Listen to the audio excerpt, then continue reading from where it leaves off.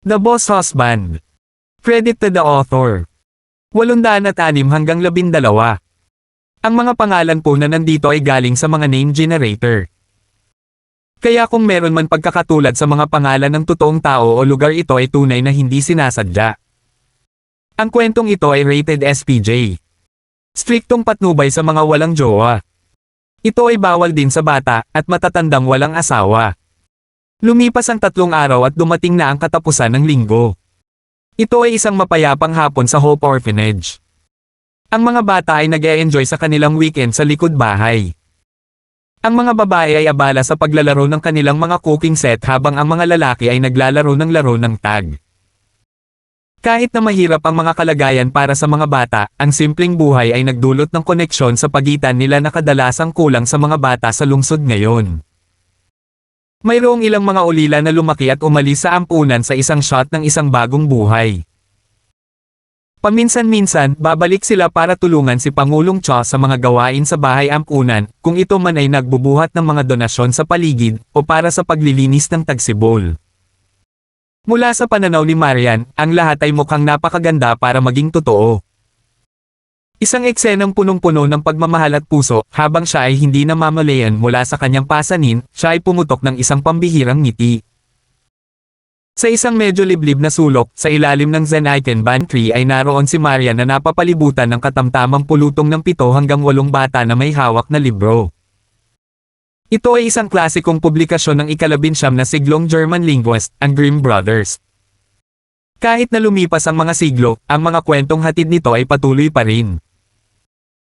Si Marian ay hindi isang kapana-panabik na mananalaysay, ngunit ang kanyang tono ay malambot at matamis, at bilang karagdagan sa kanyang likas na pag-akit sa mga bata, siya ay walang kahirap-hirap na nakakuha ng atensyon ng mga bata sa kanyang tabi. Ang pangunahing kwento niya ngayon ay ang isang kwento na isinalaysay niya ng 12 beses ngayon, ang Brave Little Tailor. Ito ay isang kwento tungkol sa isang matalino sa kalye na pangunahing tauhan na may kaunting swerte at katapangan, ay naging hari. Ito ay isang kwento na nagbigay inspirasyon sa mga bata na may pantasya at imahinasyon sa kung ano ang maaaring maging buhay nila. Ang mga kwento na sadyang pinili niyang laktawan ay ang mga tulad ng Tom Thumb at Hansel at Gretel na nakatuon sa pagpapahalaga ng mga magulang. Napagtanto niya na maaaring magdulot ito ng depresyon sa mga ulila, kaya pinili niyang iwasan sila hanggat maaari. Matapos gawin ang unang kwento, ang mga bata ay nag-alala pa at nais na ipagpatuloy ang Sleeping Beauty. Pinunasan ni Marian ang mga butil ng pawis sa kanyang noo bago niya magiliw na tinapik ang ulo ng isang 5 taong gulang na batang babae na pinakamalapit sa kanya. Sige guys, maghintay muna kayo saglit, okay? Kukuha ako ng tubig at babalik ako ng mabilis hanggat kaya ko. Summer noon kung tutuusin. Kung hindi dahil sa pagmamahal niya sa mga bata, hindi siya uupo doon sa araw na may hawak na libro. Ito rin ay isang kaganapan na lubos na sinusuportahan ni Rebecca. Bilang tagapagsalita ng maraming mga orphanage, ang kanyang karaniwang trabaho ay nangangailangan sa kanya na patakbuhin ang pagpopondo at pamamahagi, na magpapanatili sa kanyang pag-ikot sa mga orphanage sa buong katapusan ng linggo. Ang pagkukwento ay hindi madaling gawain kaya naman naghanda si Pangulong Cho ng isang tasa ng tsaa para kay Marian bago siya dumating. Ang mga bata ay nag-aalangan na pinanood ang pag-alis ni Marian bago mabilis na nagtipon-tipon upang pag-usapan ang fairy tale at kung sino ang pinakahawig ng sastra. Nang si Marian ay babalik na sa opisina ni Pangulong Cho para uminom ng tsaa, sa gilid ng kanyang paningin ay may maliit na silhouette sa may entrance ng orphanage. Siya ay isang maliit na batang babae na halos 4 na taong gulang, nakasuot ng asul na bulaklaking damit. Chubby ang mukha niya at straight fringe ang gupit niya, bagay na bagay sa bilog niyang mukha. Ang kanyang mga natatanging tampok ay kahawig ng mga pixie sa mga fairy tale. Iyon ay nagpaalala kay Marian sa kanyang sarili noong siya ay nasa kanyang edad, hindi gaanong kaibig-ibig, ngunit ito ay nagdulot ng maraming pag-iisip sa kanyang isipan na parang nakita niya siya sa isang lugar noon. Ang batang babae ay may ilang sanggol na taba na ginawa sa kanyang hindi mapaglabanan chubby. Sa sandaling iyon, habang si Marian ay nakatutok sa bata. Nakatayo siya sa may gate habang nakatitig kay Marian na may bahagyang pangamba. Nakatayo lang silang dalawa, matanda at bata, at blangkong nakatingin sa isa't isa. Sa sandaling iyon, isang babaeng may dilaw na buhok na nakasuot ng itim na lace na damit na ipinare sa makapal na pampaganda ang lumapit sa batang babae, tumingkayad, at lumapit sa kanya na may mapupusok na ngiti. "Hi little girl, anong tinitingin-tingin mo?" Ibinaling ng bata ang ulo sa hindi pamilyar na mukha. Pumikit siya at dumilat pero nanatiling tahimik. Ang dilaw na buhok na ginang ay may kinang sa kanyang mga mata bago kinuha ang isang lollipop mula sa kanyang likod na bulsa. "Sabihin mo baby, ano ang pangalan mo? Kung sasabihin mo sa akin ay ibibigay ni tita dito itong candy ko, strawberry flavored." Sinimulang dilaan ng dalaga ang kanyang mga labi bago niya ipahayag, "Leia ang pangalan ko." "Napakagandang pangalan. Leia, sino ang hinahanap mo?" Humajejek ang babaeng dilaw ang buhok. Kinuha ni Leia ang lollipop mula sa pagkakahawak niya, sabay nguso habang sumagot, "Kamukha ni mommy ang kapatid na iyon dyan." Ang dilaw na buhok na babae ay nag-isip sandali bago siya tumingin sa hardin at itinuro si Maria na nakatayo sa isang sulok. Pagkatapos ay lumingon siya sa maliit na babae at ngumisi. "Leia, alam ko kung nasaan si mommy. Gusto mo bang sumama sa akin?" Agad na inangat ni Leia ang kanyang ulo at tinitigin siya ng may pinanibik sa kanyang mga mata. "Talaga? Alam mo kung nasaan si mommy?" "Siyempre, best friend ko ang mommy ni Leia. Alam kong hindi mo pa ako nakikilala, pero kilala na kita Leia. Alam pa nga ni auntie dito na mahilig ang mommy mo sa mga blue dress. Hindi ba?" Masiglang tumango si Leia. "Ma'am, gusto ni mommy ng mga asul na damit." "Kung gayon ay umalis na tayo, sumunod ka sa akin," deklare ng babae. Nag-alinlangan si Leia habang bumubulong, pero. Tumakas si Leia palabas ng bahay. Kung hindi mahanap ni auntie babysitter si Leia, sasabihin niya kay Lolo at papaluan muli ni Lolo ang puwitan ko. Ang babaeng may dilaw na buhok ay mabilis na umamin sa kanya. "Magiging okay lang, Leia. Pupuntahan ni Leia si mommy. Kaya hindi ka parusahan ni Lolo at ni auntie babysitter." "Talaga?" "Oo naman." Mabilis na sumang-ayon ang dalaga, inalis ang atensyon sa lollipop at hinawakan ang kamay ng babae. "Pero na, kailangan nating hanapin si mommy." Buong pusong sumang-ayon ang babaeng may dilaw na buhok. Habang nakahawak ang isang kamay sa kanya, inakay siya nito patungo sa isang puting bakery van. Mula sa hardin, habang nanunood siya, si Marian ay may masamang pakiramdam tungkol dito. Lumabas si President Cha mula sa opisina, na nag-udyok ng agarang tanong mula kay Marian. "Presidente, mayroon ka bang batang babae na nakasuot ng asul na damit sa loob ng ampunan? Mga 4 hanggang 5 taong gulang." Narinig ni President Cha ang kanyang paglalarawan at tumawa. "Naku, yung bata, hindi siya taga-ulila, ilang beses ko na siyang nakausap, umalis na raw ang nanay niya, pero medyo desperado pa rin siyang makita muli ang kanyang ina. Minsan ko siyang niyaya na pumasok at makipaglaro sa mga bata, ngunit tinanggihan niya. Gusto niyang pumunta, paminsan-minsan upang tumingin sa loob ng likod bahay mula sa malayo. Hindi ako sigurado kung ano ang eksaktong nangyari sa kanya. Uye, ano ang nagdala sa iyo upang pag-usapan ito?" Pakiramdam ni Marian ay parang may mali sa pangyayari. Kung ang babae ay walang mga magulang, kung gayon sino ang babaeng may dilaw na buhok? Pagkatapos ay naalala niya ang hindi pamilyar ng batang babae sa babaeng nag-abot ng lollipop sa kanya. Bumilis ang tibok ng puso ni Marian. Teka, wala bang balita tungkol sa isang internasyonal na organisasyong human trafficking na tumatakbo sa Stonegate kamakailan? Tandang pananong. Isip niya. Ay hindi, ito ay isang kidnapping plot. Ang isip ni Marian ay naglalagablab bago siya agad na tumakbo sa paghabol. Paglabas pa lang niya ng gate, nasaksihan niyang pumasok sa van ang bata na nakaasol na damit, at nakasara lang ang mga pinto ng sasakyan, handa nang umalis. Si Marian ay naiwang walang takal kung ano ang gagawin. Gulong-gulo ang kanyang isip habang tumatakbo patungo sa kanyang Bentley. Mabilis niyang naabutan ang puting bakery van. Sa isang banda, pilit niyang pinakikialaman ang manibela, sa kabilang banda ay nagdidial ng numero ang kanyang telepono. Kay Karina iyon. "Hello? Oh, it's Marian, bakit mo ako tinawag bigla?" Bahagyang natulala si Karina matapos ang lahat ng kanilang relasyon ay nasa madilim na lugar. "Karina, nakakatakot na balita. May nakilala akong human trafficker. Ano? Sabihin mo ulit. Kamakailan lamang ay sinundan ng mabuti ni Karina ang kaso na naging dahilan para maging sensitibo siya sa pagbanggit ng salita. Sinubukan ni Marian ang kanyang makakaya na isara ang bakery van habang sabay-sabay na nagde-debrief sa insidente. Sinasabi mo ba na nagpakulay ng dilaw na buhok ang babae? Oo, siya ba ay isang human trafficker? Mabilis na inutusan siya ni Karina. Marian, sa ngayon kalma lang. Sabihin mo sa akin ang plate number ng van, ang kulay, at lahat ng detalye nito. Pagkatapos ay ipadala mo sa akin ang rutang tinahak mo para makarating doon. Agad kong ipapadala ang aking mga tao upang pigilan ang babaeng may dilaw na buhok. Maaaring siya ay isang pangunahing miyembro ng organisasyon. Kung hindi ako nagkakamali, siya ang may pananagutan sa pagkidnap at trafficking ng mga bata. Sa ngayon, naniniwala kami na siya ang responsable para sa ilang nawawalang mga bata. 807. Sinundan ni Marian ang mga salita ni Karina at nanlamig ang kanyang gulugod. Siya ay mahina at walang takal.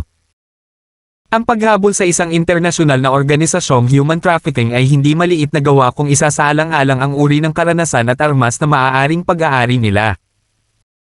Ngunit ang pag-iisip ng walang kalaban-laban na maliit na batang babae na nakaasul na nakadamit sa van ay nagpasigla sa kanya ng adrenaline habang tinatapakan niya ang pedal ng accelerator at mabilis na humabol sa van. Ang driver ng bakery van ay isang lalaking maitim ang balat, makulit at matipuno, nakasuot ng puting singlet at silver na kwintas.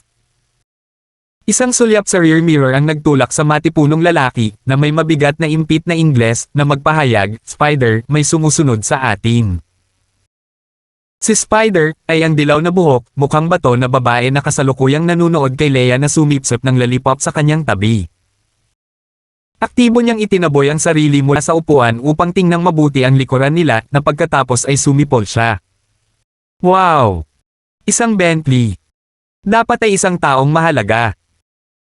Sa tingin ko ito ay isang babaeng nakakakita habang pininturahan ito ng kulay rosas na pula. Dapat ba natin siyang kunin? Ngumisi ang matipunong lalaki, inilantad ang kanyang naninilaw na ngipin sa proseso. Ang isang maliit na dagdag ay napupunta sa isang mahabang paraan. Humalaklak si Spider habang sinabi niya, sino ang mag-aakala na ang isang maliit na tupa ay ibibigay ang kanyang sarili sa atin sa ating pagbabalik.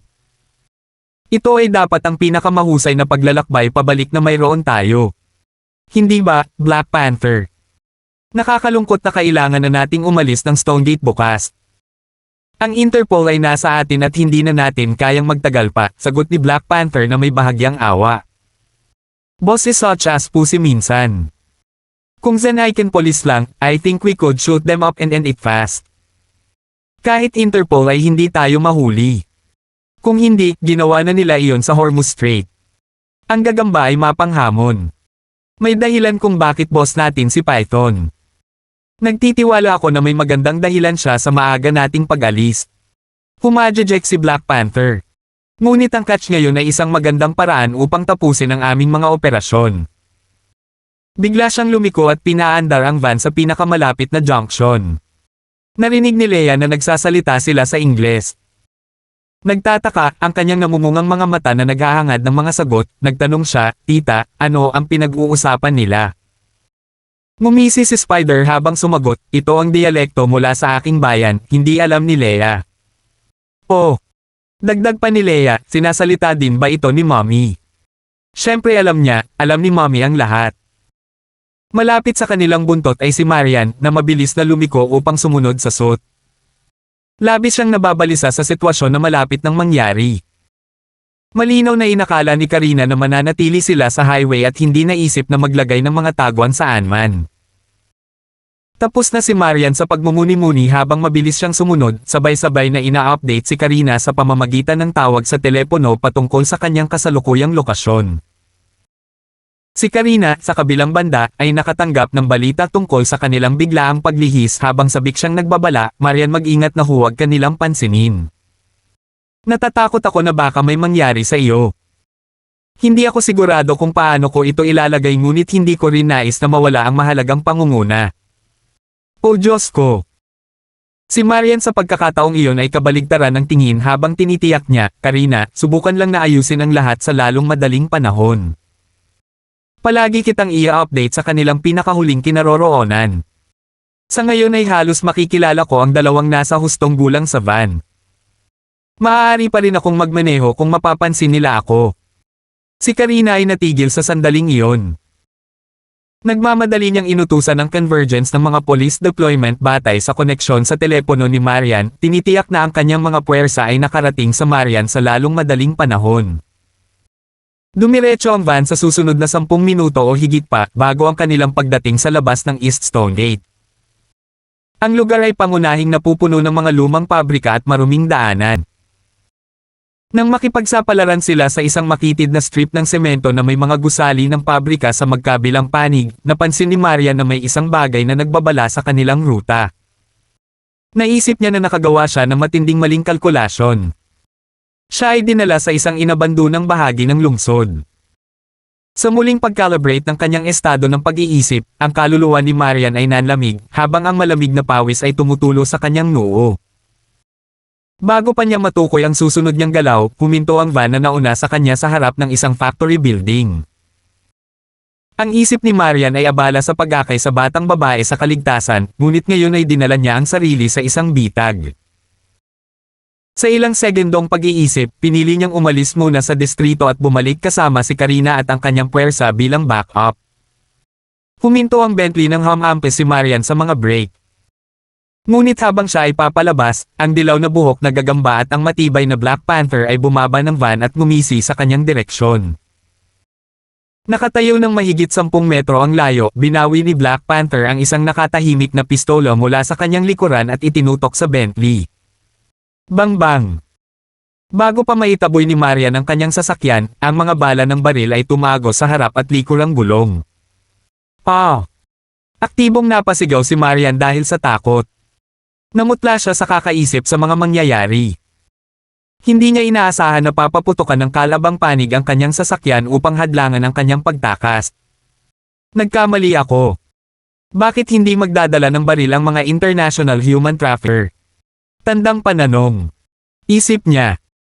Sa sandaling iyon, ibinaba ni Leia ang sarili sa van at tinitigan ang pulang Bentley, pagkatapos ay lumingon kay Black Panther na may hawak na pistola.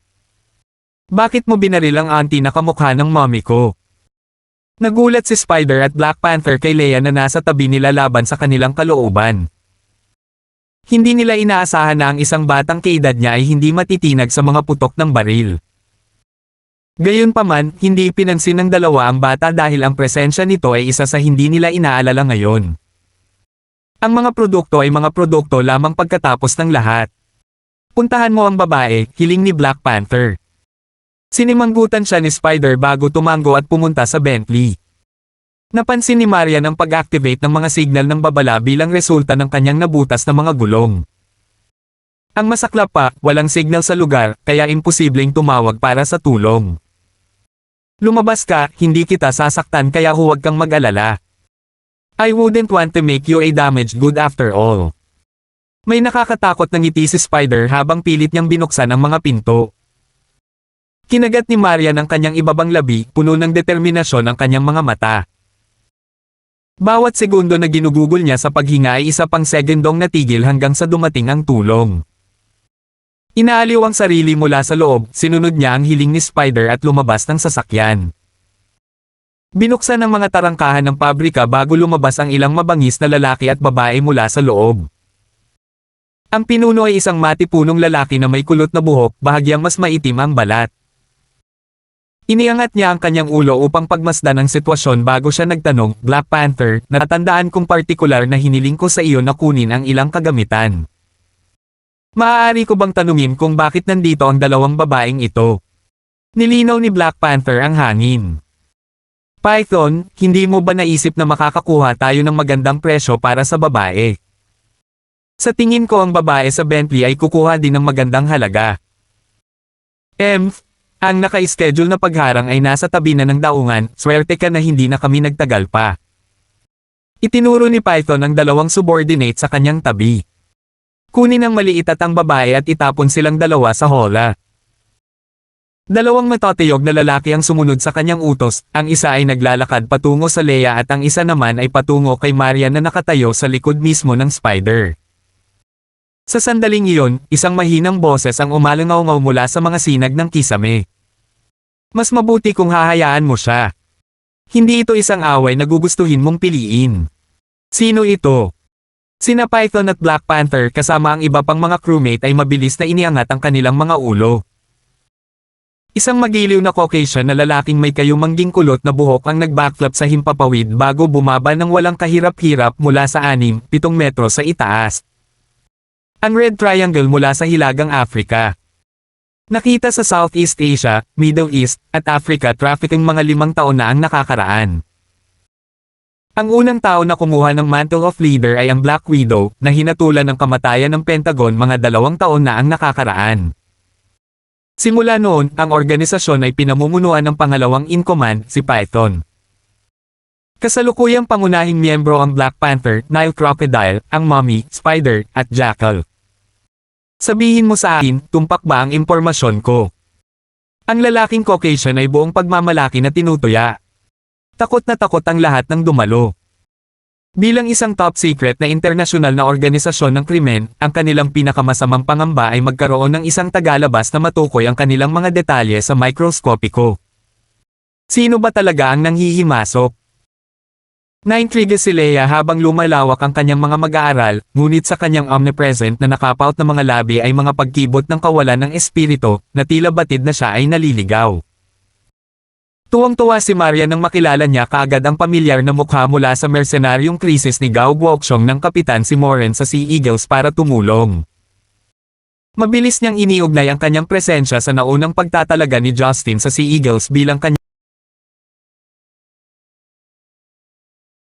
Guokchong or Gustavo. Mabilis niyang iniugnay ang kanyang presensya sa naunang pagtatalaga ni Justin sa Sea Eagles bilang kanyang mga pribadong bodyguard. Nakaramdam siya ng kaginhawaan sa pagkaalam na hindi siya nito iniwan para ipagtanggol ang sarili. Napangiwi si Python habang sinaway, sino ka? Kung nasa parehong larangan ka, dapat alam mo ang mga patakaran. Moren Klaus ang pangalan ko. Sa kasamaang palad para sa iyo, hindi tayo magkapareho ng damdamin. Ngumisi si Moren bago kinuha ang isang gold-plated na emblem sa bulsa ng kanyang dibdib. Sa sagisag ay isang masiglang selyo ng isang asul na agila na lumilipad. Nang mapansin ang badge, si Python at Black Panther kasama ang kanilang buong squad ay naiwang takot na takot. Mga agila sa dagat. Ang sinumang naninirahan sa makulimlim na bahagi ng mundo ay pamilyar sa pangalan at sagisag. Ang makilala sila ay ang pagkatakot sa kanila, ang makita sila ay ang pagkilala sa kamatayan. Hindi kasama ang grupong Sandstorm na kamakailan lang ay bumangon sa Middle East, halos walang mersenaryo sa planeta ang maaaring makakuha ng anumang benepisyo mula sa Sea Eagles. Bilang sikat sa publiko sa nakalipas na dekada, kilala na sila ngayon na nangangako ng katapatan sa isang tao at isang tao lamang. Kaya paano kung kabilang ka sa mga Sea Eagle? Higit ka sa bilang ng 200 sa isa. Sisiguraduhin kong papawiin ang iyong pag-iral mula sa balat ng lupa. Panunuyan ng gagamba. 808. Kasunod ng proklamasyon ni Spider, ang iba pang mga miyembro ng Red Triangle ay napuno ng galit at uhaw sa pagkilos. Bilang isang gang na naninirahan sa gilid, ang kanilang pagtatagpo kay Moren ay tiyak na magkatabi. Ngunit sa kabila ng reputasyon ng Sea Eagles, hindi sila natakot para umatras sa laban na ito. Pagkatapos ng lahat, ang mga posibilidad ay pabor sa kanila. Sa palagay ko hindi mo naiintindihan ang mga kalagayan mo. May mga bagay na hindi mapapanalo ng lakas sa bilang.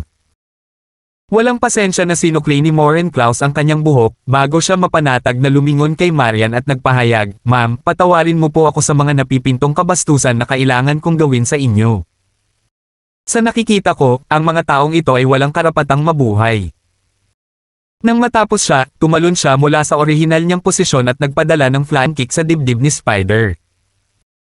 Napaungol si Gagamba habang ang kawalan niya ng kamalayan ay nagpalipad sa kanya patungo sa isang metal shutter gate na mga 7 hanggang 8 metro ang layo. Pinili ni Moren ang Spider bilang kanyang target, natural na alisin ang pinakamalaking banta kay Marian una at pangunahin. Ito ang tanging priority niya kung tutuusin. Gawin mo. Napagtanto ni Python na walang plan B. Ano man ang potensyal na bilang ng mga tao na na-deploy ng Sea Eagles, inutusan niyang magpaputok bilang ganti. Itinaas ni Black Panther ang kanyang natahimik na pistola, kasabay ng iba pang miyembro na may kani-kanilang armas at lahat ay nakatutok sa kasalukuyang nag-iisang nanghihimasok. Bago pa sila makapag-react, tumakbo na si Moren papunta sa kanila.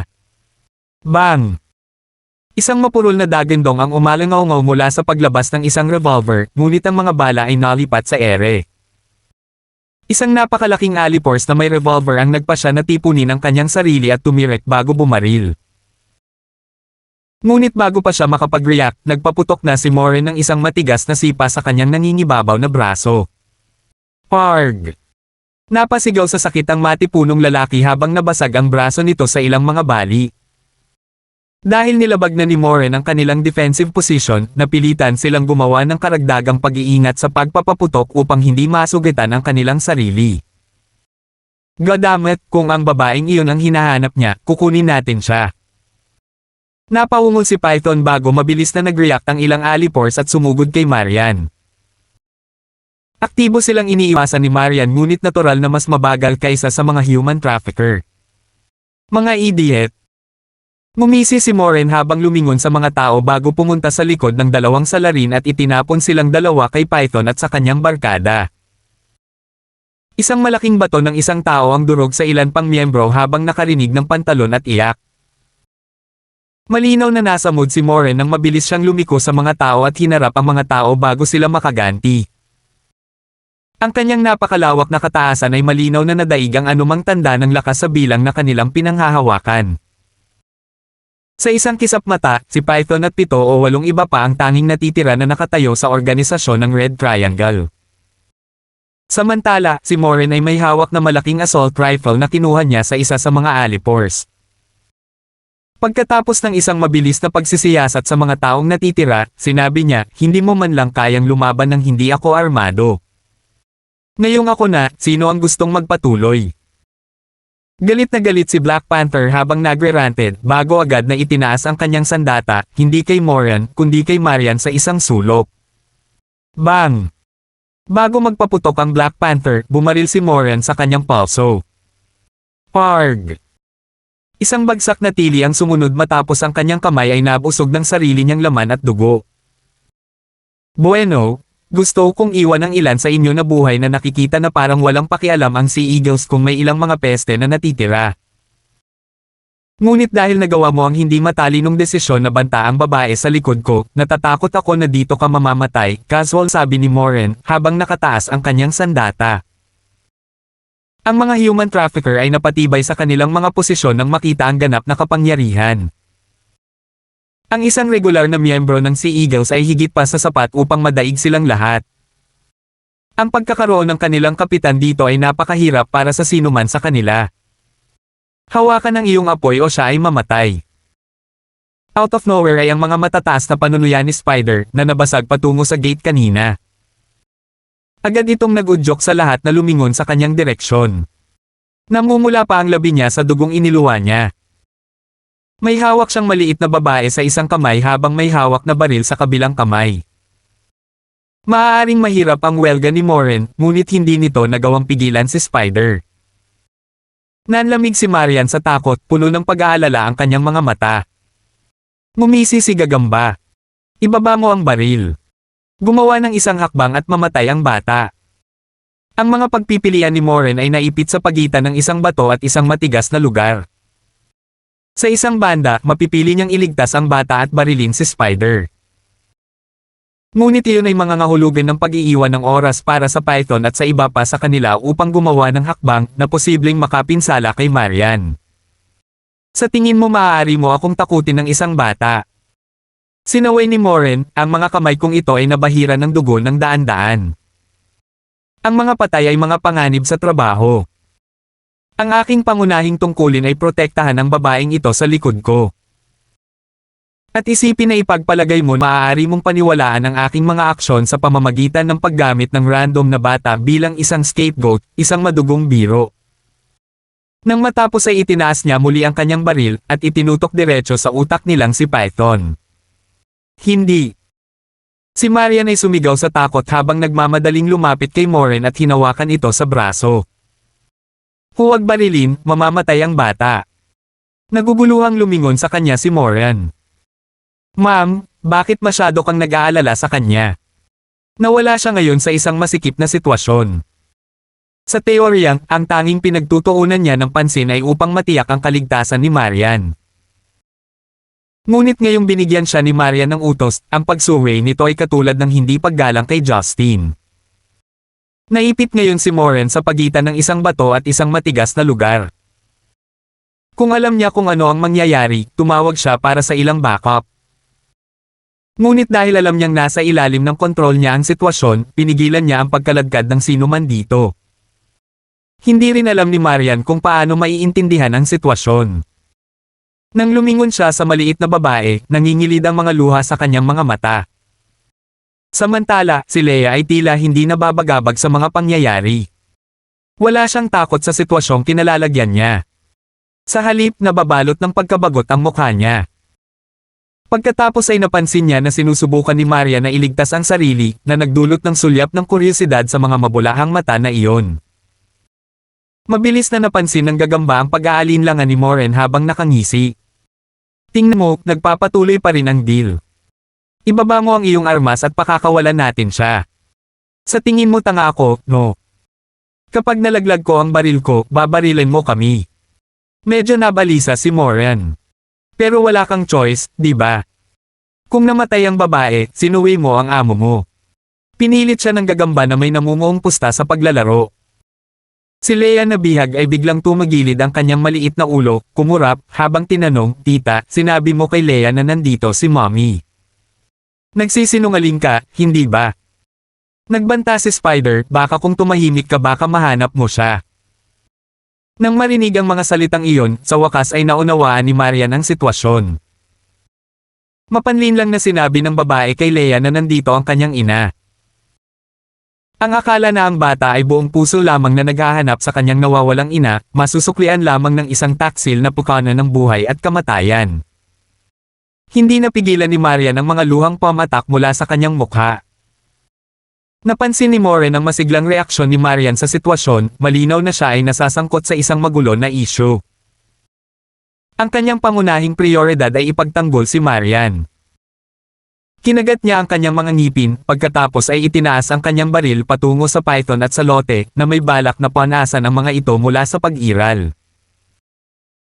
Sa sandaling iyon, si Leia na nahuli sa kasalukuyang mga pangyayari ay nagsabi, at kinamumuhian ni Leia ang mga taong higit na nagsisinungaling. Palaging sinasabi ni Lolo. Sinasabi niya na ang mga sinungaling ay lahat ng masamang bata. Lahat ng dumalo ay natigilan sa pamumuna ng bata. Hindi lamang siya natakot, sa halip ay ginawa niya ang offensiba upang magalit sa armadong gagamba. Ikaw na bastos na munting hamak, huwag mo akong papatayin. Nang malapit na siyang takutin ni Spider, isang napakalaking puwersa ang bumulusok sa kanyang puso. Bang! Isang malakas na kalabog ang umalingaungaw sa kalawakan habang walang magawa ang katawan ni Spider sa metal shutter gate. Sa pagkakataong ito lamang, ito ay mas nakakatakot kaysa sa huli. Inihagis ang gagamba sa mismong aluminum shutter gate na nag-iwan lamang ng hugis tao na buta sa kanyang likuran. Ang shutter gate ay ginawa ng may flexibility at elasticity. Upang magdulot ng ganitong pinsala sa pamamagitan ng mabigat na pag-twist nito lampas sa pag-igting nito ay nangangailangan ng puwersa na hindi maintindihan. Hindi kailanman malalaman ng gagamba ang dahilan ng kanyang pagkamatay. Ang kanyang dibdib ay dinudurog sa isang tumalsik ng nakakatakot na bali ng mga buto at laman habang bumubulwak ang malapot na dugo mula sa kanyang bibig. Sa isang iglap, na blanko ang lahat ng tao sa loob ng kwarto sa kanilang nasaksihan. Ang parehong mabilog na maliliit na kamay na nagdulot ng kamatayan kay Spider ay mayroon pa ring mga patak ng dugo sa kanyang mga kuko habang binalot ito ni Leia. Ang pagpunit sa isang tao mula sa loob palabas at pagkaraan ay itinapon sila sa metal na shutter gate ay tila hindi nakagambala sa maliit na Leia. How dare you take me this far to find mommy and lie to me? Hindi ko alam ang daan pa uwi. Kung late ako sasampalin na naman ako ni Lolo, kayo ang masasamang tao. Si Python at Black Panther kasama ang iba pang Red Triangle ay natulala, hindi mo ari kung paano maaaring magkaroon ng lakas ng granada ang maliliit at mabilog na palad niyang iyon. 809. Natigilan si Moran. Bilang isang fitness mentor sa kanyang mga kasamahan sa koponan, siya ay ganap na sanay sa mga limitasyon ng kakayahan ng sangkatauhan at pisikal na mga nagawa. Ang hindi maarok na puwersa ay kinakailangan upang basagin ang isang matandang babae hanggang sa magbutas ng isang butas sa isang shutter gate. I can't safely say that I could replicate her actions even at my peak. Ginawa ito ng babaeng ito nang walang kahirap-hirap. Demonyo ba siya? Tandang pananong. Isip niya. Naramdaman din ni Marian ang pagbuhos ng takot sa kanyang katawan, ngunit gayunpaman ay naaliw siya na ayos lang si Leia. Ang kanyang oras kasama si Justin ay tiyak na bumuo ng ilang uri ng mental na pagtutol sa loob niya. Samantala, ang batang babae ay walang planong manatili habang siya ay mabilis na sumugod patungo kay Marian. Pagkatapos ng mabilisang pag-scan mula sa itaas hanggang sa ibaba, tumango siya at sinabi na may nakakagulat na mature na tono, "Natutuwa ako kay auntie na mukhang okay na si mommy." Pagkatapos niyang matapos ang kanyang pangungusap, tumakbo si Leia patungo sa Python habang ang kanyang mga braso ay buong pagmamalaki na nakapo sa isang superhero na tindig. Sinabi sa akin ni Lolo na huwag patulan ang sinuman maliban sa masasamang tao. Masasabi kong masama ka. Narinig ni Python ang kanyang mga salita, iniwan siyang natakot. Ang katotohanan na apat lang siya ay tumakas sa kanilang isipan nang magtago sila sa kanya. Nagpout si Leia at tinapakan ang kanyang mga paa. Sabihin mo kay Leia ang daan pauwi at si Leia ay magpapakita sa iyo ng awa sa pamamagitan lamang ng pagbali ng iyong mga paa. Ang mga miyembro ng Red Triangle ay natakot sa pag-asa ng kanilang sitwasyon. Anong nangyayari dito? Morin was hard enough as it was, now she's here to terrorize us too. At kaliwat kanan tayong pinapatay ng batang ito kung kailan niya gusto. Tsaka sino sa atin ang nakakaalam kung saan siya nakatira? Si Marian sa gilid ay nakadikit sa kanyang kinatatayuan, na bigla sa sinabi ng bata. Tita na kamukha ni mommy. Bulong niya. All this while pinapanood niya lang ako dahil kamukha ko ang nanay niya. Nalito si Marian sa biglaang proklamasyon. May pahiwatig siya na nakita niya siya sa isang lugar noon. Napansin ni Leia ang kawalan ng pagkilos mula sa karamihan habang siya ay bigong minisyan. Kayo naman ang masasama di ba? Di ba dapat mabangis kayo at nananakot? Never mind, papatayin ko kayo ngayon. Hahanapin ko si uncle ng mag-isa, hehe, genyo si Leia. Pagkatapos ay sumugod siya tulad ng isang sinag ng asol na dumaan sa Python at sa kanyang mga barkada. Leia, tumigil ka. Umalangaw mula sa malayo ang isang namamaos ngunit mapang-utos na boses nang lumitaw ang isang bagong mukha sa larawan. Bahagyang tumagilid si Leia gamit ang kanyang liit na kamao na nakatutok mismo sa tiyan ni Python. Nang marinig ang boses na iyon, tuwang-tuwang nilabas ni Leia ang kanyang dila bago niya itinapon ang sarili sa yakap ng sorpresang bisita. Agad na bumagsak si Python sa lupa. Umalangaw ang walang laman na suntok 2 segundo matapos itong bitawan. Ang lakas ng suntok na ganoon kalakas ay hindi maisip. Ang hindi pamilyar na panauhin ay isang nasa katanghaliang gulang na lalaki na nakasuot ng puting short-sleeved na kamiseta, isang pares ng khaki shorts na pinahiran ng isang pares ng bull-hide sandals. Ang hindi pa nagagawang hitsura ng bagong mukha ay nagudyok kay Morin na aktibong protektahan ang sarili sa harap ni Marian, natural na ipinagtatanggol siya sa anumang paparating na panganib. Nakatalikod ang lalaki kina Marian at Morin na walang balak na lumingon sa kanila. Bahagya niyang binuhat si Leia at ay nalalayan ng isang braso ang maliliit nitong binti bago niya ito pinalo ng bahagya sa puwitan. Hindi ka nakikinig, di ba? Ilang beses ko nang sinabi sa iyo na bawal kang pumatay ng mga tao ng direkta. Panatilihin mong ligtas ang iyong sarili. Pasensya na po, Lolo. Naging mabuting babae si Leia, ngunit nagsinungaling ang mga taong ito kay Leia, at gusto nilang saktan si auntie na kamukha ni mommy. Ipinulupot ni Leia ang kanyang mga kamay sa leeg ng lalaki, habang nakasimangot na sinusubukang pabyusan ang sarili. Napabuntong hininga ang lalaki sa sagot niya. Ang sinabi ko lang sa iyo na gawin ay manatili habang ang iyong babysitter ay pumunta upang bumili ng ilang mga pamilihan. Paalalahanan akong i-lock ang mga pinto sa susunod na pagkakataon. Nahihiyang umiling si Leia sa mga balikat ng lalaki. No, I'm sorry. I'm sorry. Hindi na mauubusan ng ganyan si Leia. Napangisi ang lalaki dahil sa bahagyang pagkadismaya habang sinabi niya, sa pagkakataong ito ay handa na akong palayain ito. Kung hindi ka na muling mahahanap ni Auntie Babysitter ay mag-aalala siya. Sige, uwi na tayo, di ba? Pagkatapos niyang tapusin ang kanyang mga salita, si Leia sa yakap ng lalaki, naglaho sa abot tanaw. Ito ay napakasurel para sa mga nanunood na halos tila isang panaginip na pagkakasunod-sunod. Hindi nagtagal, isang malakas na tunog ng umaalingaw-ngaw na mga sirena ng pulis ang nagpabalik sa lahat sa kasalukuyan. Shit, pulis. Tara na. Si Python at ang ilang iba pang nakagalaw ay dumiretso sa kanilang mga sasakyan na may balak na tumakas sa pinangyarihan. Natural na hindi papayag si Moren na mangyari ang ganoong conclusion habang itinaas niya ang kanyang baril at pinaputukan sila ng malinaw na ang bawat bala ay tumatama sa kanilang mga cranium.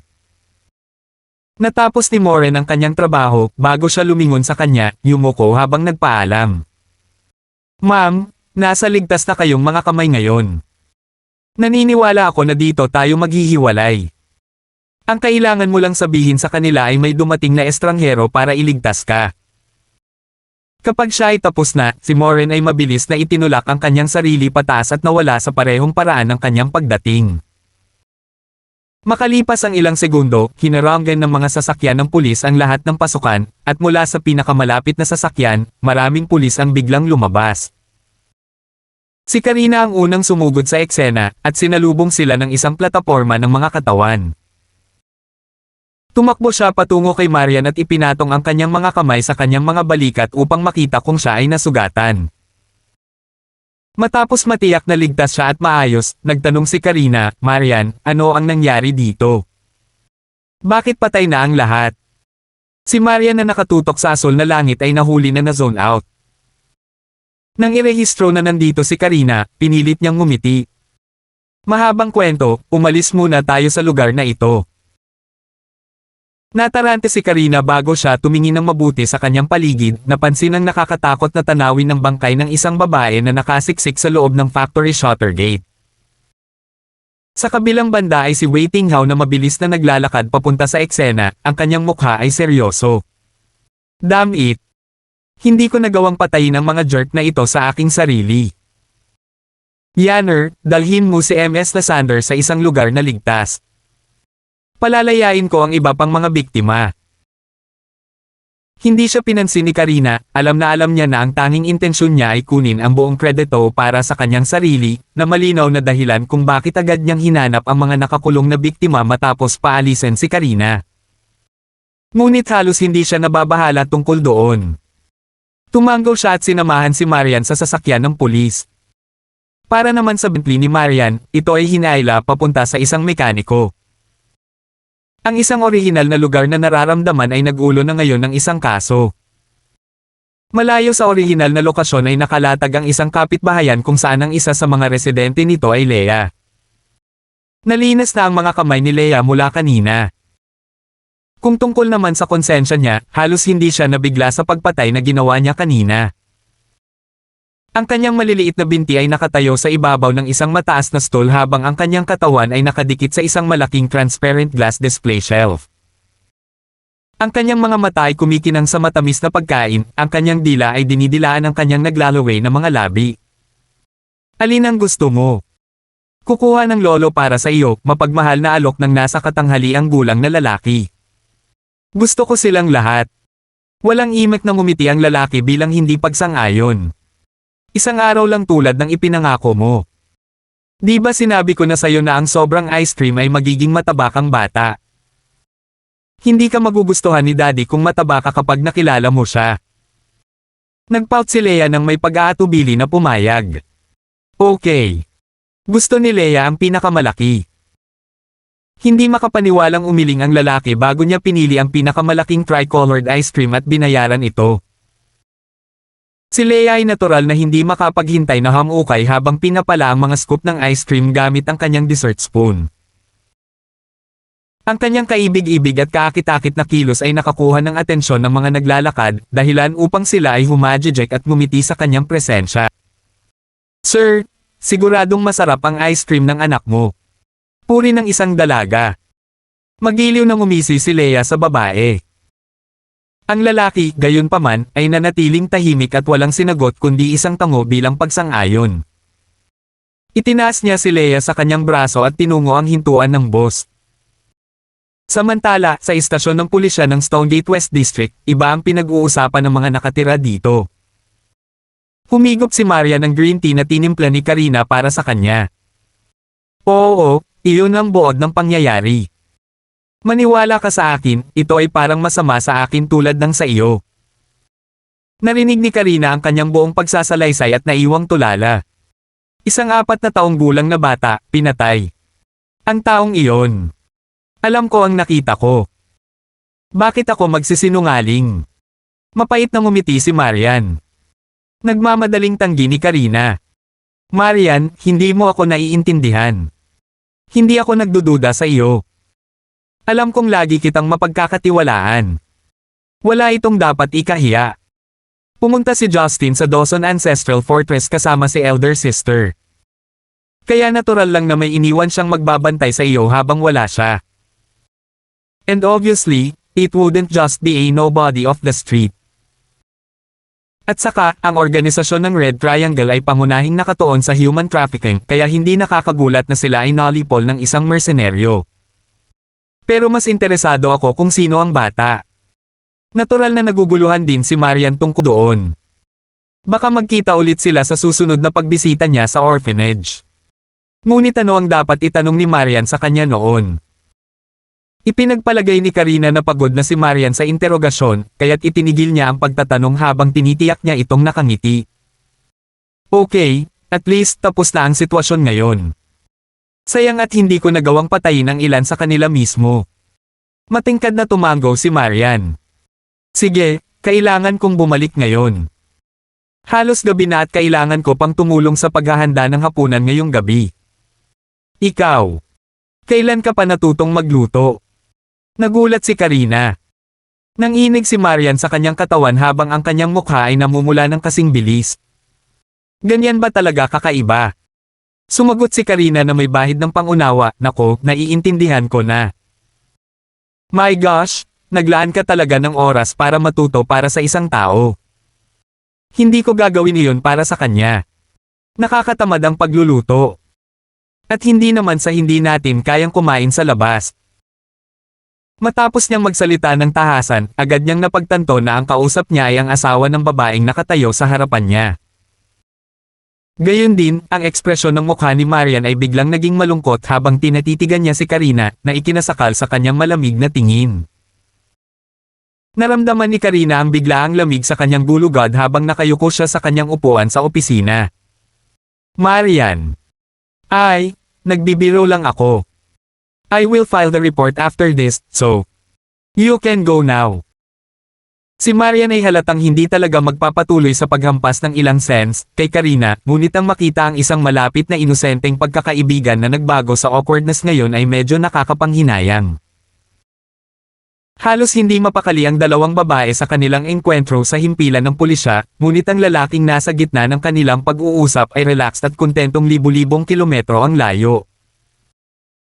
Ang ipinangakong tagal ng 3 araw ay hindi pa tapos, ngunit isang silhweta ang nakitang tamad na paakyat sa mahabang fleet ng mga hagdan mula sa loob ng malalim na madilim na lagusan.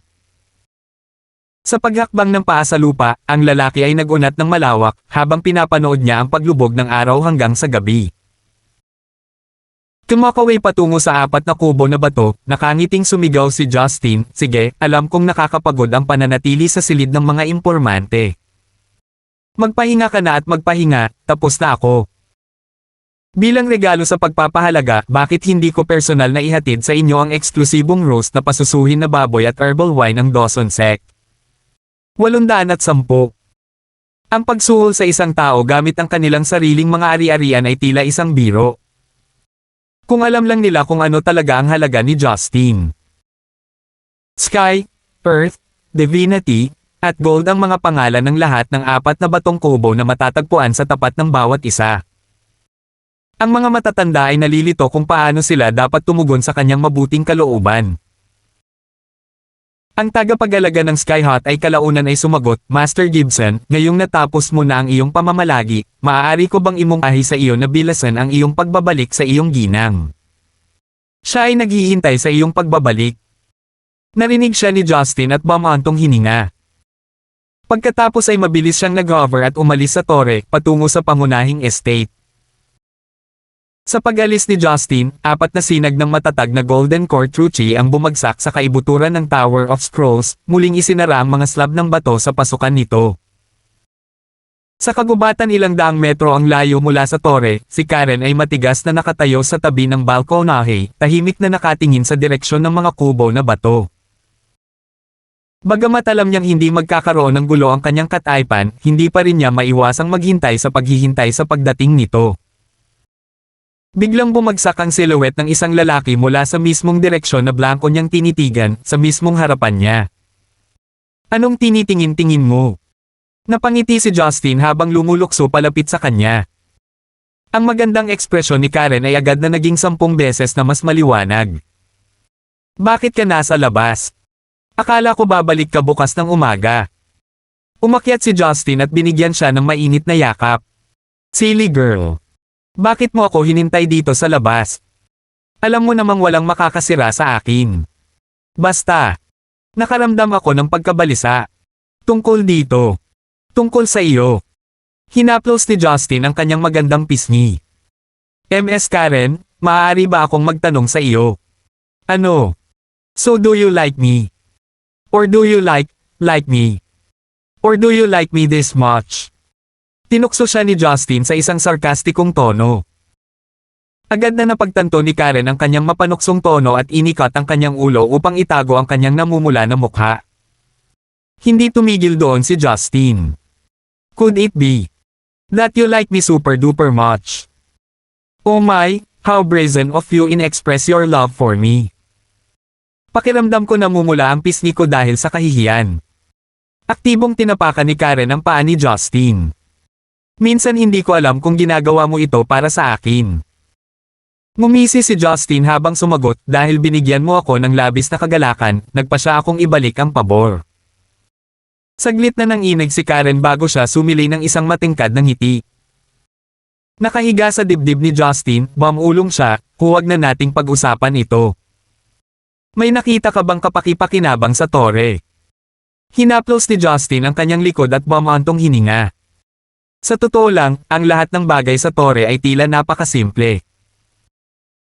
Ang pinakamahusay na paraan upang maipaliwanag ko ito ay isang full graduate na tumitingin sa mga gawain sa elementarya. Saglit na nag-isip si Karen bago siya bumulalas, teka. Gagawa ka ba ng sarili mong cultivation technique na hango sa mga lumang turo? Alam niya na ang mga cultivation ni Justin ay nangunguna sa mga kasulatan sa loob ng Tower of Scrolls. Ang paglikha ng isang bagong sangay ng paglilinang batay sa mga lumang teksto ay hindi masyadong malayo.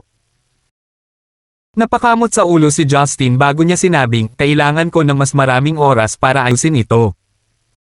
Hindi lang ako nagtuturo ng 1 o 2 kung tutuusin. Halimbawa, halos nasa Golden Core Realm ka na ngayon habang ang iba ay bago pa lang. I guess there will have to be some customization and improvisation. Nothing is set in stone. Nakita ni Karen ang kanyang mga stoic expressions na nawala at agad na napahajijek nang makita ito. Samantala, ang hangin ng isang presidential suite sa loob ng isang 5-star hotel sa Beijing ay napuno ng halimuyak ng isang babae at ang nakasusuklam na amoy ng raging hormones. Isang babaeng may perpektong kurbo ang bumangon mula sa violet sheet sa kanyang birthday suit. Naglakad siya papunta sa carpet at kinuha ang kanyang damit. Maputi at malambot ang balat ng babae na kumikinang sa mga ilaw. Gayunpaman, ito ay may bahid ng kagat at mga pasa.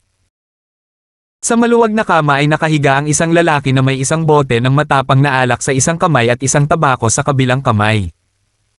Ang kanyang bibig ay umaagos sa usok. Ang babae ay patuloy na inipon ng mga nakakalat na damit. Matagal siyang nag-alinlangan bago niya inipon ang anumang lakas ng loob na natitira sa kanya, at ipinahayag sa lalaking nakahubad na nakahiga sa kama ng hotel, "Buen, may kailangan akong sabihin sa iyo." Ang babae ay walang iba kundi si Amelia Dawson. Si Brayden na nakahiga sa kama at nagpapahinga pagkatapos ng matinding pagsinta ay dahan-daang sumagot, "Magsalita ka." Kinagat ni Amelia ang kanyang mga ngipin, habang siya ay bumubulong sa kanyang hininga, "Na-miss ko ang aking menstrual cycle ng 2 magkasunod na buwan." Si Brayden ay aktibong natigilan sa paghahayag, sa kawalan ng kagalakan ay ang matinding galit. "Ano ang gusto mong sabihin, babae?" "Sa tingin ko, buntis ako," nag-aalalang paglilinaw ni Amelia. "Wala akong planong itago ito sa iyo. Wala lang akong oras para sabihin sa'yo." Ibinagsak ni Brayden ang sarili sa kanyang mga mata na parang bog zone ng hangin bago siya walang awa na nagpahayag, "Tingnan mo, dahil mayroon kang ilang anyo ng buhay sa loob ng iyong katawan na hinango sa aking DNA, ay hindi nangangahulugan na iba ang pakikitungo ko sa iyo. Isa ka pa ring sisidlan sa pag-aanak, isang kasangkapan na magagamit ko. Alalahanin ang iyong lugar. Kung gugustuhin kong magparami, may mas mahusay na mga specimen kaysa sa mga katulad mo. Hindi karapat-dapat ang iyong maruming uri na magkaanak ng anak ko, naiintindihan mo." Si Amelia ay natakot. Piraso-piraso at sugat sa sugat, sinaksak siya ng mga salita ng lalaki sa puso na nag-iwan ng buwang na sisidlan sa likuran nito. "Being pregnant is your damn problem. Keep it or lose it, I don't care. But when I call, you show. Whatever I tell you to do, you like a pet. My time is far too valuable for your nonsense. Got it?" Si Amelia ay agresibong tumango, ang kanyang mga labi ay nakatatak ng walang salita. Ngumisi si Brayden. "Ang aking mga plano ay ganap na nahuhulog sa lugar. Kung ikaw o ang iyong bug ay haad lang sa aking mga plano kahit isang segundo, personal kong titiyakin ang iyong gantimpala para dito." Walang kamalay-malay na hinawakan ni Amelia ang kanyang tiyan, habang pilit niyang iniiling ang kanyang ulo. Napangisi si Brayden habang tinutulak siya sa kama, sa parehong paraan ng pag-alis niya. Tumulo ang luha sa mukha ni Amelia, na agad na nagtulak sa kanya na lumabas ng silid. Noong una ay ipinalagay niya na kung magkakaroon siya ng kanyang anak, makikitungo man lang ito sa kanya ng kaunti. Ngunit ngayon ay walang alinlangan na tila ang mga konsepto ng moralidad ng lipunan ay walang impluwensya sa masamang taong iyon. Nagmamadali niyang sinuot ang kanyang damit, pinatuyo ang kanyang namamagang mata dahil sa luha, at lumuhad kay Brayden bilang tanda ng palm bago lumabas ng silid. Pagkaraan ng isang kapat ng isang oras, inayos ni Amelia ang kanyang pabago-bagong emosyon habang sumasakay siya sa elevator pababa sa lobby at lumabas ng hotel. Kailangan niyang umuwi ngayong gabi, kaya naman kailangan niyang magmukhang normal. Gayunpaman, bago siya makasakay sa kanyang sasakyan, isang lalaki ang walang pakundangan na huminto sa kanyang dinadaanan. Nakasuot ng navy green na short-sleeved shirt at isang pares ng ripped jeans ang masungit at husky brute na si Duncan. "Ikaw pala." Kumunat ang noo ni Amelia. "Sinastop mo ako." "Inalagaan kita," magiliw na sagot ni Duncan. Sa mga nakalipas na araw, si Duncan ay palaging nasa tabi niya, na unti-unting nabawasan ang pagbabantay ni Amelia sa awtoridad ng batang Panginoon ng Lee Clan, habang unti-unting kinakagat ang kanyang mga ugat. "Duncan, ilang beses ko bang sasabihin sa'yo? Hindi tayo para sa isa't isa. Not now, not ever. Kung sa tingin mo ay inaalagaan mo ako ng husto, hulaan mo. Mas lalo mo lang akong pinapahirapan." Galit na sinaway ni Amelia. Ngunit hindi man lang nakikinig si Duncan, habang inabot niya ang balikat ni Amelia, gamit ang isang daliri ay itinaas niya ang kwelyo nito. "Anong ginagawa mo?" Mabilis na tumanggi si Amelia. "Bakit may pasa sa balikat mo?" "Zinner, sino? Nanakit sa'yo?" May sakit sa puso na tanong ni Duncan. Natarantang sumagot si Amelia, "Walang nakasagot, nagkakamali ka." Gayunpaman habang siya ay tumutugon, ang pagmamaltrato na naramdaman niya ay muling nagdulot ng matinding emosyon sa kanya habang muling nagdidilig ang kanyang mga mag-aaral. Nakangiting umiling si Duncan. "Hindi ko napipindutin, pero gusto ko lang malaman mo, na kung pakiramdam mo hindi mo na kaya, andito lang ako. I'll always be here. Psycho ka ba? Sumabog si Amelia. Nabangga ba ang utak mo ng sasakyan? Duncan, ilang beses ko nang sinabi sa'yo. Walang mangyayari sa ating dalawa, kahit gaano katagal ang plano mong maghintay, hinding-hindi kita pipiliin. Magkaiba tayo ng mundo, naririnig mo ba ako? Naiintindihan mo ba ang sinasabi ko? Determinado, sumagot si Duncan, mula ng araw na nakilala kita nahulog na ako sa iyo. At mas lalo akong nahuhulog sa iyo araw-araw mula noon. Maaari mong palaging piliin na kamuhian ako, o kahit nahamakin ako, at okay lang iyon. Ngunit ang aking damdamin ay hindi matitinag. Pag-ibig. Tinuya ni Amelia ang kanyang pag-amin at nagmarcha patungo sa fountain sa tabi ng hotel. Habang pinagmamasdan ng tuloy-tuloy na pag-usbong ng water fountain, walang humpay siyang sumagot, bakit parang alam ng lahat maliban sa akin kung ano ang ibig sabihin ng pag-ibig. Sa materialistikong lipunang ito, mayroon lamang pagpapalitan ng mga benepisyo, katapatan, at pagkakanulo. Walang pag-ibig. Cut that crap, kung naghahanap ka ng isang bagay mula sa isang paypang babaeng tulad ko, wala akong maibibigay sa iyo. Tumigil sandali si Duncan bago siya naglakad palapit kay Amelia habang ipinahayag niya, ako ay isang sundalo, at maaaring sabihin ng ilan na ako ay magaspang sa mga gilid. Bigyan mo ako ng baril, masasabi ko sa iyo ang paggawa, modelo, pinagmulan, at kalibre nito. Pero, kung ako ang tatanungin mo kung aling daliri ang wedding finger, I might still second guess myself. Ang punto ko, hindi ko alam kung paano define ng mundo ang salitang love, pero I can assure you, what I feel for you is love. Biglang lumingon sa kanya si Amelia, na may mapanuksong tono, tinuya siya nito, o ganoon ba? Kung gayon Mr. Rough Edges, ano ba talaga ang ibig mong sabihin sa pag-ibig? Inabot ni Duncan at hinaplos ang kanyang balikat. Ms. Amelia, ang pagmamahal ko sa iyo ay higit sa lahat. Ipinapangako kong ibibigay ko sa iyo ang lahat at lahat ng mayroon ako. Ipinapangako kong ibibigay ko sa iyo ang aking puso at ang lahat ng kung ano ako. Ang tanging pagsisisi ko ay hindi ko maibibigay sa iyo ang higit pa sa aking pagkatao. Sa gilid ng fountain, ang mga walang kwentang kilos at mga salita ng determinasyon ng lalaki ay naiwan ang babae ng walang salita. Pagkaraan ng mahabang panahon, inilipat ni Amelia ang kanyang tingin kay Duncan habang siya ay bumubulong, paano ka naging tanga? Tulala na ako sa sarili ko, ngunit nagpa siya ang langit na ipadala ka sa tabi ko. Duncan.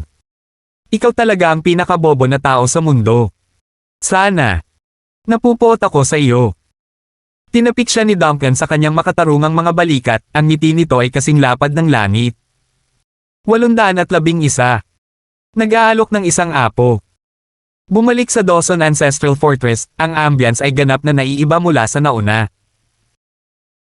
Si Donito, Lourdes, kasama ang ilang iba pang matatanda ng Dawson sect ay nakaupo sa kanilang mga upuan sa ganap na katahimikan, na mukhang naninigas. Si Justin ay nakaupo sa isang maluwag na redwood na upuan na nakakross ang mga paa. Sa isang banda, hawak niya ang isang tasa ng alak habang ang isa naman ay may hawak na telepono. Lagnat niyang sinusubukang tawagan si Marian. Wifey, sinabi sa akin ni Moren na lubusan kang nahuhulog sa paglalaro ng bayani ngayon. Pero nabalitaan ko rin na niligtas ka ng isang bata. Haha, nananatiling tapat sa brainiac na iyon na nabigo sa pain noong araw na nakita ko. Hehe. Natawa si Justin sa kanyang puso. Mula nang maaga siyang umalis sa Tower of Scrolls, tumawag si Justin kay Moren upang tingnan ang mga kondisyon ng kanyang harem. Bukod kay Maria na nasangkot sa bahagyang abala, ang iba ay ganap na maayos. Mula sa paglalarawan ni Moren, mas marami o mas kaunti si Justin kung sino ang batang babae. Kung tutusin, napansin niya ang presensya nito sa nakaraan ngunit hindi niya inaasahan na siya ay nababalutan ng napakaraming misteryo. Isang 4 na taong gulang na super weapon. Naintriga si Justin sa kanyang background, natural kasama ang misteryosong eksperto na napansin niya noon. Gayunpaman, para gaman ang mood ni Marian, sinubukan ni Justin ang kanyang makakaya na protektahan ang kanyang mga iniisip mula kay Marian, kaya naman pinili niyang magbiro sa kanyang sitwasyon sa halip. Kinagat ni Marian ang kanyang mga ngipin habang naiinis siya sa kabilang linya. Kung tapos ka na, ibababa ko na ang tawag. Teka, hindi mo ba ako nami-miss? Umalis ako 4 na araw na ang nakalipas. Come on, how about kiss through the phone? Mabilis na tumugon si Justin. Bago niya matapos ang kanyang pangungusap, naputol ang linya mula sa kabilang dulo. Dismayadong ibinalik ni Justin ang kanyang telepono sa kanyang bulsa sa harap bago siya lumingon kay Don ito at sa iba pa. Sige, tapos na ako, ano ang ipinatawag mo sa akin? Mapait na ngumiti si Don ito bago niya nilinaw, sa totoo lang, Master Gibson, ang pagpapatawag ay hindi ayon sa aking kahilingan. Ang master ng Lee Clan, si Mashan, ay nabalitaan na nandito ka bumibisita sa Dawson Sect at pinili mong makipag-ugnayan sa amin. Umaasa siyang lahat tayo ay maaaring magkaroon ng tawag na magkasama para sa isang tila kagyat na bagay. Mashan. Ungol ni Justin. Wala talagang dahilan para makipag-ugnayan siya sa akin. Para magawa niya iyon, sa palagay ko ay may kinalaman ito sa kanyang anak na si Duncan Lee noon. Naisip niya. Alam ni Master Lee ang iyong ekskursyon sa Tower of Scrolls at sadyang hiniling sa amin na iwasang magambala ang iyong misyon. Partikular niyang binanggit na tawagan kapag katapos mong bumalik mula sa tore, dagdag ni Lourdes. Nag-isip sandali si Justin, pagkatapos ay pumayag. Kung ganun, mag-usap tayo. Sa kabila ng lumang interior ng Dawson Ancestral Fortress, ito ay mahusay na nilagyan ng teknolohiya na nakasing sa labas ng mundo. Ang mga pasilidad ng video conference ay nai-set up sa loob ng conference hall, at sa pahiwatig ni Don ito, ang linya ay konektado kay Mashan. Marahil dahil sa tagal ng pag-set up sa kabilang panig ng linya, pagkatapos ng tinatayang 3 minutong paghihintay, sa wakas ay naka-on ang screen. Ang ipinakita sa screen ay si Mashan Lee, ngunit ang nagnanakaw ng eksena ay walang iba kundi si Martin Collins ng angkan ng Collins sa kanyang tabi. Naguguluhan si Karen. Sinulyapan niya si Justin, umaasang makakuha ng ilang sagot mula sa kanya. Nakasuot ng blazer ang masiglang matandang lalaki, well-suited but casual at the same time. Sa isang kagalang-galang na tono, kinausap niya ang mga tao mula sa Dawson Sect. Hindi ko inaasahan ang ganoong kabilas na tugon. Talagang pinahahalagahan ko ang pagsisikap, mga kapwa elder. Kasunod na binati ni Don ito at ng iba pang matatanda ang pagbati. Lumingon si Mashan kay Justin bago siya nakangiting nagpakilala. Hindi pa tayo opisyal na nagkikita, Justin, ngunit mataas ang pagsasalita ng iyong lolo tungkol sa iyo. Narinig ko na naghahanap ka ng mabisang pamamaraan sa paglilinang sa Tower of Scrolls. May nakita ka bang magagamit? Bakit ko sasabihin sa iyo? Biglang bumaba si Justin. Bahagyang nasaktan si Mashan habang nanunuya. Kaya nga close kayo ng anak ko na si Duncan. Pareho kayong walang galang. Ano man ang mga nagawa mo, senior pa rin ako sa iyo. Papatayin ba ang pagpapakita ng paggalang? Inilibot ni Justin ang kanyang mga mata. Hindi porket may apo kang iaalay sa akin. Respect is earned, not demanded. Tama ba, father-in-law? Hehe. Habang nagsasalita, magiliw na ngumiti si Justin kay Mark-ing. Halos biglang naging awkward ang buong ambience ng conference hall nang pilit siyang kinurot ni Karen sa braso dahil sa kahihiyan na nagpapahiwatig na huminto siya. Tiningnan ni Mark-ing ang sitwasyon. Mabilis niyang kinuha upang i-diffuse ang stale mood. Justin, tinawagan ka namin dahil sa sunod-sunod na mga kaganapan na nangyari dito sa Central City kamakailan. Dahil sa iyong pakikilahok, kinailangan naming makipag-ugnayan sa iyo. Ituloy mo, father-in-law, masunaring idinagdag ni Justin na may kasamang ngiti. Ang matinding kaibahan sa reaksyon ay muling napunta sa agitated na tingin ni Mashan na pumukaw sa mga mata ni Karen habang sinusubukan niyang pigilan ang kanyang pagtawa.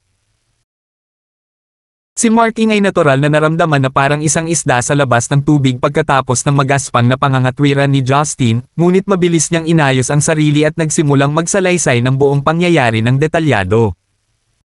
Ang lahat ay humantong pabalik sa insidente ng pagkalason pabalik sa angkan ng Dawson.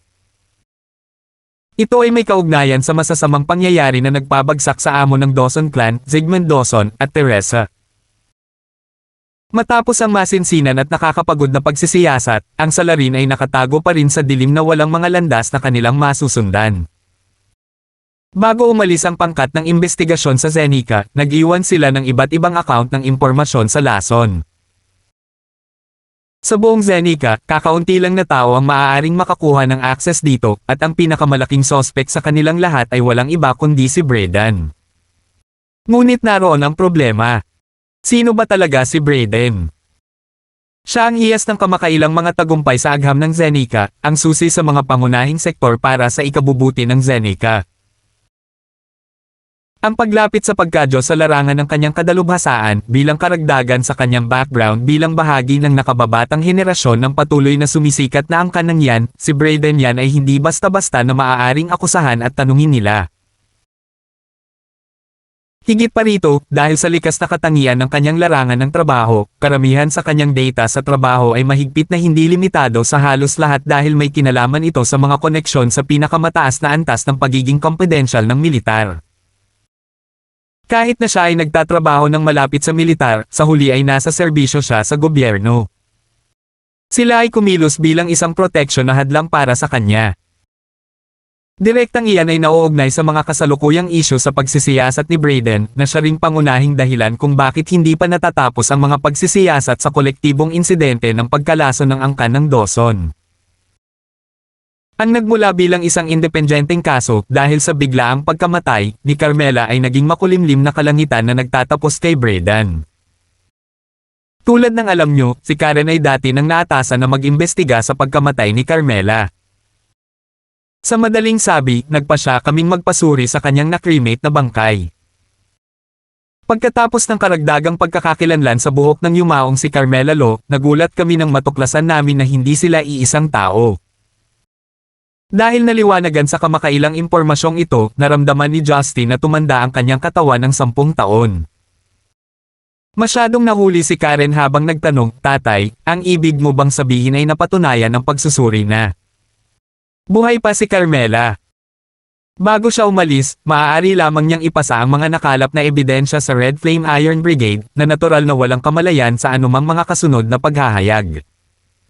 Napaungol si Mark Ing. Hindi pa namin mampirma iyon sa ngayon ngunit ang masasabi namin ay hindi siya namatay mula sa sinasabing pag-aangkin ng angkan ng Nigel.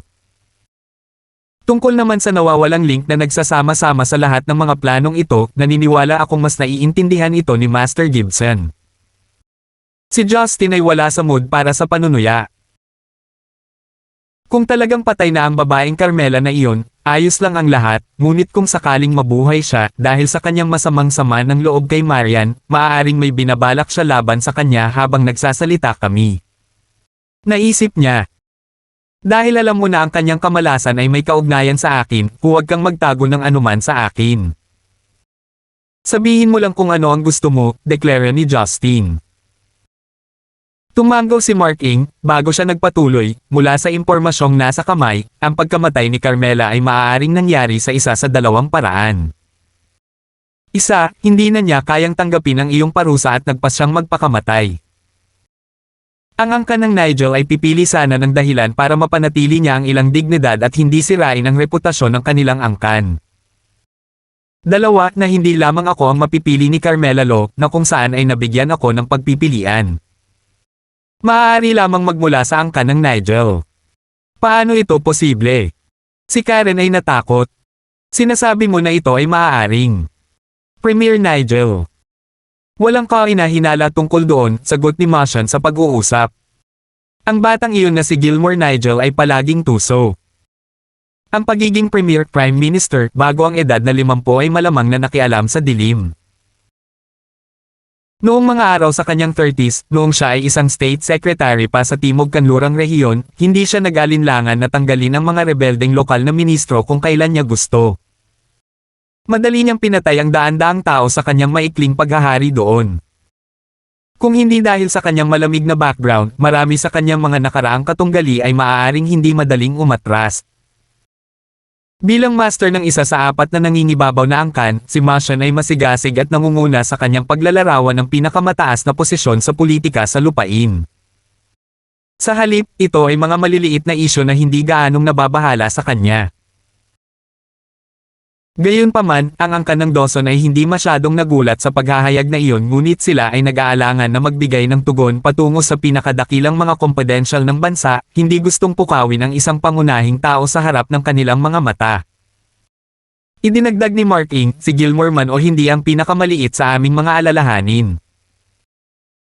Pagkatapos ng lahat, sa pagtatangkang protektahan ang katayuan at reputasyon ng Nigel Clan, kasama ang kanyang pampublikong pangunawa sa buong bansa, magiging ganap na kahulugan kung siya ang mastermind sa likod ng kanyang pagkamatay. Hindi kasama dito ang katotohanan na ang mga aksyon ni Carmela Law ay itinuring na hindi karapat-dapat para sa unang babae. Nasaan na ang bangkay niya? Biglang kuminang si Justin sa kanyang mga mata. Kung papatayin ni Gilmore si Carmela, wala siyang dahilan para pekay ng cremation. Walang dahilan para sa sino man na lumipat sa double body. Maliban kung pinaghihinalaan mo na ninakaw ni Brian ang kanyang bangkay. 812. Hindi masama. Isang sulyap ng pagsang-ayon ang bumungad sa mga mata ni Martian. He then added, I also appreciate your information in regards to that limp youngster. Dahil sumama sa iyo ang Flower Rain sa Dawson Sect, ang iba mula sa Red Flame Iron Brigade ay nagturo ng isang kabataang may pailay na nagngangalang Wen Tao na nag-enroll sa Central City University. Ang kanyang pagpasok ay lihim na hiniling ni Gilmore mismo. Ang pinakahinala ko ay ang katotohanan na si Tony Wen ay pinananatiling buhay sa kabila ng kanyang kaalaman sa mga pangyayari na malamang na nangyari. Gayunpaman, siya ay pinananatiling buhay at pinakitunguhan ng napakahusay para sa isang tao sa kanyang katayuan. Ang mga impormante mula sa Security Bureau sa loob ng Nigel Clan ay nag-abiso sa amin tungkol sa mga pinakabagong update. Si Tony ay talagang dinala kasama ni Carmela sa Central City ngunit siya lamang ang nananatiling buhay. Siya ay inihatid pa sa Nigel residence upang makipagkita kay Gilmore, habang ang pagkamatay ni Carmela ay sabay na inihayag sa publiko. Si Justin ay may kakaibang ngiti habang nagpatuloy, nagdududa ako tungkol sa kanyang pagkatao noon. Sinong mag-aakala na mayroon siyang maraming panlilinlang? Dapat ay mayroon siyang isang bagay na gusto ni Premier Nigel para mabuhay pa siya. Si Tony ay nasa ilalim ng aming pagbabantay sa loob ng ilang sandali ngayon, ngunit ang pagkuha ng anumang impormasyon mula sa kanya ay maaaring hindi posible, dagdag ni Martian. Ngunit ang isang bagay na pinakasigurado namin ay ang bangkay ni Carmela ay kinuha ni Brayden. Paano ka nakakasigurado? Naputol si Justin. Sina Martian at Marking ay parehong may masamang tingin sa kanilang mga mukha.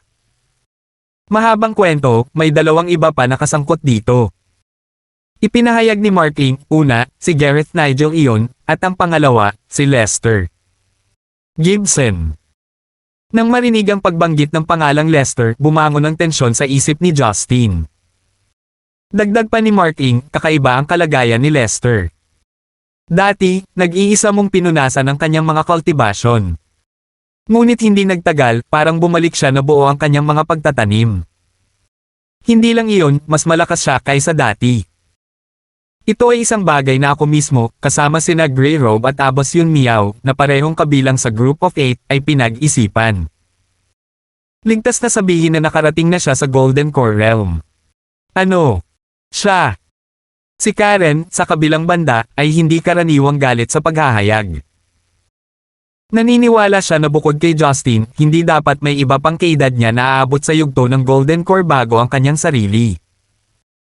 Hindi niya akalain na ang titulo ay natanggal ng isang taong kamakailan lamang ay nalinas ang kanilang paglilinang. Malungkot na sinabi ni Justin, nabasag ko ang kanyang mga meridian gamit ang sarili kong mga kamay. Nakita ko ang kanyang panloob na enerhiya na kumalat gamit ang aking sariling mga mata. Paano posible na siya ay nakabawi sa ganong kaikling panahon at kahit na nakalusot?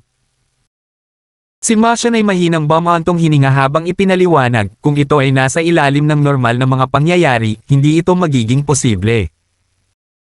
Ngunit si Brayden ay kilala na nakikipag-ugnayan sa mga bagay kahit na hindi natin maintindihan. Justin, hinahangaan ko ang iyong pambihirang kakayahan at talento ngunit mangyaring huwag maliitin ang pagkauhaw ni Brayden sa kahusayan. Sa pamamagitan ng kanyang napakalaking kontribusyon sa mga pagsulong ng teknolohiyang Zen Icon, ang kanyang mga nagawa ay hindi pa nagagawa at tapat na hindi nabalitaan sa planeta, na ang tanging pagbubukod ay ang mismong Prinsesa Jane ng UK. Ang kanyang mga eksperimento ay malinaw na unethical at borderline masochistic. Hindi ako magtataka kung talagang ginamit niya ang mga buhay na tao bilang kanyang mga lab na daga. Ngunit sa hitsura nito, ang buhay ng tao ay itinuturing na sakripisyo sa mga mata ng pagbuo ng armas. Ngunit sino ako para magkomento, hindi ako santo sa aking sarili. Sarcastic na binatukan ni Justin. Natahimik sandali ang dalawang nakatatanda bago binasag ni Marking ang yelo. Lester ay produkto ng kanyang madalas na pakikipagtulungan kay Brayden kasabay ng kanyang kasunod na paglukso sa mga kultibasyon.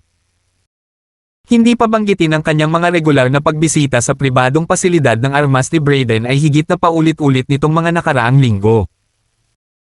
Pagkatapos mismo ng libing ni Carmela, natanggap din ni Garrett ang imbitasyon ni Lester patungo sa laboratorio ni Brayden. Kaya ipinapalagay ko na sinasabi mo na isang pagbisita sa lihim na lab ay maglalantad ng mga sagot sa lahat ng aming mga katanungan ngayon, tama ba? Nagtanong si Justin. Ang isyu na ito ay nangangailangan ng isang bilateral na kasunduan sa militar. Ito ay isang pasilidad ng armas pagkatapos ng lahat. Ngayon na tayo ay nasa paksa, maaaring makabuti sa atin kung ang iyong matanda ay magpasya na ay back up sa amin ito. Kung mag-abala siyang magtanong, sigurado ako na marami sa mga opisyal ng militar ay hindi taut-utol sa pagbisita, nakangiting sabi ni Martian. Baka itapon ko ang pangalan mo bilang leverage, sana hindi ka mag-isip. Hindi naabala si Justin. Hindi siya tanga, sigurado akong tatawagan kanya kaagad sa iyong bluff. Napangiti si Martian habang sumagot, nako, bago ko makalimutan, nakilala ng aking bastos na anak na si Duncan si Amelia Dawson ng angkan ng Dawson na magkaroon ng matalik na relasyon kay Brayden. Gayunpaman, si Brayden ay hindi pa nahuhulog sa ating mga pain, at dahil ito ay pinakamahusay na maiwasan ang sapilitang paghaharap sa angkan ng Dawson, naniniwala ako na dapat tayong magmadali sa pagpapatuloy ng investigasyon. Amin. Nagalit si Justin. Si Martian ay mabagsik ang mukha. Oo, ang aming. Ang mga pagtatagpo ni Carmela ay lubos na nakatali sa iyo at sa iyong mga aksyon. Sina Lester at Garrett ay parehong nakakulong sa alitan sa iyo, hindi ba? Kahit na ang Nigel clan ay tila nauugnay sa iyo. Sa panonood ng matandang kuripot na sinasabunutan ang sitwasyon laban sa kanyang pabor, tila napansin ni Justin ang tunay na intensyon ng video meeting na ito. Sa palagay ko ang katotohanan na si Marian ay ang bloodline ng Nigel clan ay hindi isang sorpresa sa Security Bureau ng Lee clan. Dapat alam ko. Isip niya.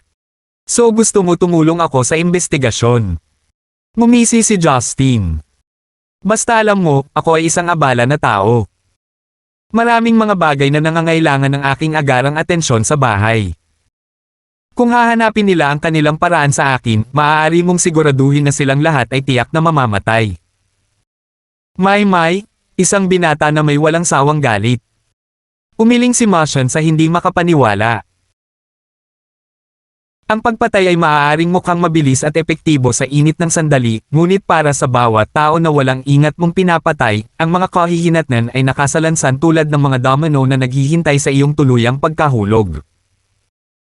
Kung ikaw ay kikilos, at least siguraduhin na ito ay makatwiran. Tingnan mo, ako ay nasa malalim na pakikipag-usap kay General Collins, at ang pinakamalaking plot hole sa seryeng ito ng mga kaganapan ay ang Brayden na dapat itago ang tunay na layunin sa likod ng tao cripple sa isip. At ang baluktot niyang relasyon kay Carmela at sa angkan ng Nigel. Iniisip ito ni Justin. Ang ibig kong sabihin ay siguradong mabuti na hindi ko kailangang kumilos ng mag-isa. Sa tingin ko ay tutulong ako hanggat kaya ko. Kung tutuusin, pare-pareho lang naman ang hinahabol namin. Maaalis ko ang sarili ko sa mga pesky bug na iyon. Tulad sinabi mo, hanggat ang aking neutral na paninindigan ay iginagalang, wala akong pakialam na magbigay ng kamay sa mga katulad mo, sagot ni Justin. Ito ay natural na hindi lilipat sa iyong mga pangangasiwa sa ibang bansa, sabi ni Mark Ing. Kami rin ay nakikitungo sa isang kakulangan ng lakas tao sa Red Flame Iron Brigade at hindi maaaring payagan ang mga normal na ahente na harapin ang mga bagay na tulad nito. Ikaw ang aming pinakamahusay na pagkakataon upang malutas ang bagay na ito kasama ang iyong madaling gamiting koponan. Isa lang ang nasa isip ko na maaaring makalusot sa Zenica sa ilalim ng mga ilong ng gobyerno. Teka! Ang tinutukoy mo ba ay ang Yamate Sect? Agad na dinala ni Justin ang kanyang mga saloobin sa pangkat ng mga ninja. Katulad sa hitsura ng mga inchik, tiyak na masanay sila sa misyong ito. Tumanggaw si Mashan bilang pagsang-ayon habang idinagdag niya. Gampanan namin ang aming bahagi sa pangangasiwa o kawalan nito sa pagpasok ng Yamate Sect sa bansa. Dahil sila ay walang hanggang tapat sa iyo, ginagarantiyahan nito ang katiyakang kailangan sa palihim na operasyon sa ganitong paraan. Tingnan ito bilang bahagi namin ng bargain. Aaprubahan pa namin ang karagdagang pagpapalakas ng mga miyembro ng Sea Eagle sa Stonegate bilang isang paraan ng proteksyon para sa iyong mga mahal sa buhay.